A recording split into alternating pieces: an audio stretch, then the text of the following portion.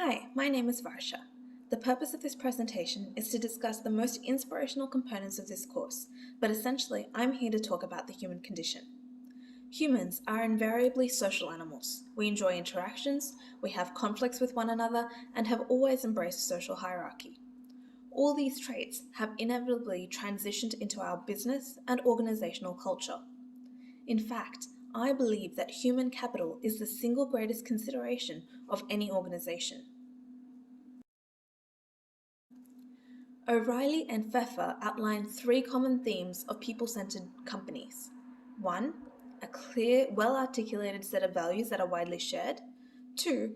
A high degree of alignment and consistency in the people-centered practices. And 3.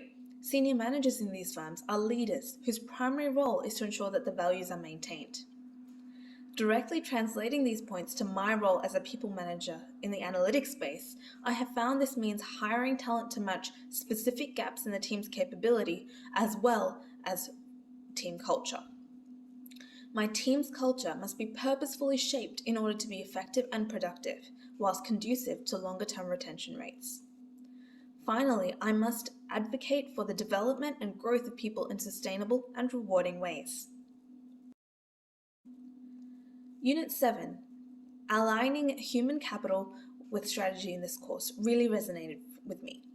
The key reason for this is that I work within data and analytics at Woolworths Group. Recently, Woolworths bought a greater share in the consulting firm Quantium, upping their stake from 47% to 75%. Woolworths' strategy is to augment its current analytics capability with the data science expertise of Quantium. In effect, my team and I are currently in the middle of a restructure that will merge Woolworths' data and analytics function with Quantium to form a new business unit called Q Retail. It has been incredible to study this course and simultaneously collate my observations on this restructure. My current experience has ensured that O'Reilly and Pfeffer's HR levers are constantly front of mind. Woolworths is a retail company at heart and focuses always on operational efficiency. Quantium, however, is an international data science consulting firm. Thus, the culture and values discrepancies between the two entities have been highlighted endlessly by my colleagues and managers.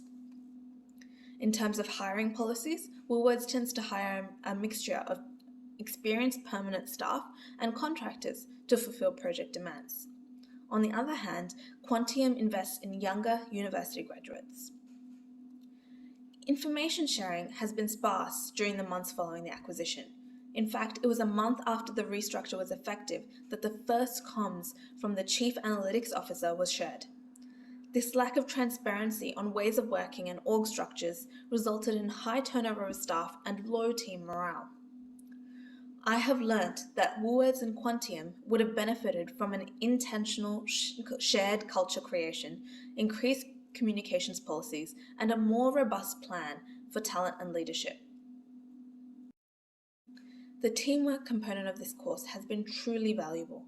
I particularly enjoyed our team's collaboration on the group report. Having never worked in a startup, I really appreciated Dunya's views on her company Wise, which is a subsidiary of KPMG. We had some great discussions on the value and disadvantages of parent companies. At Woolworths Group, I am fortunate enough that I support business units such as supermarkets, metros, Big W, Endeavour Drinks, and Countdown New Zealand.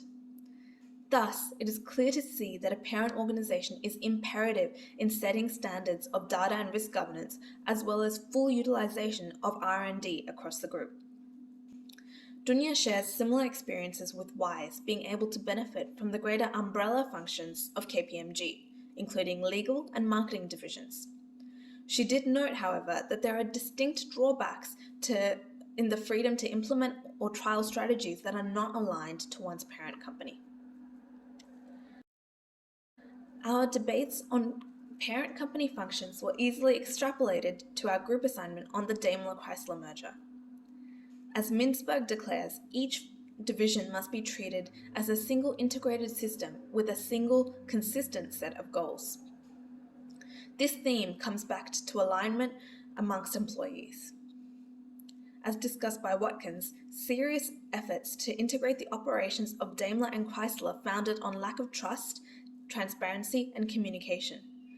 This cultural clash meant that synergies between the two independently successful automotive companies couldn't be achieved.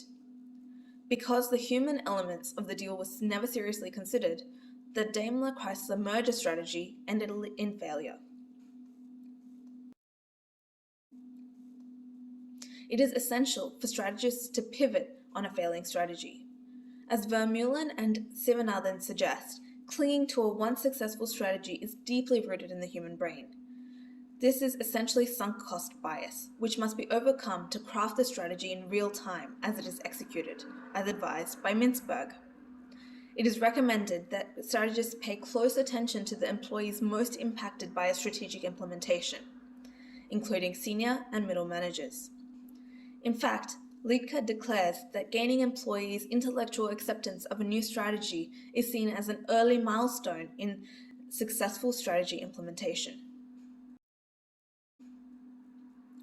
These learnings have been invaluable from my point of view just entering into a restructure. I have realized that as a people manager, my actions are instrumental in the success of this merger. I can ensure that I am consistently transparent with my teams and request the same from my own senior management. I must take ownership and follow up on people's concerns and feedback. I should practice the organization's values and intentionally embed these values in the new business unit, Q Retail. Finally, I aim to create a layer of distributed leadership so that employees are advocates and change leaders. Thank you.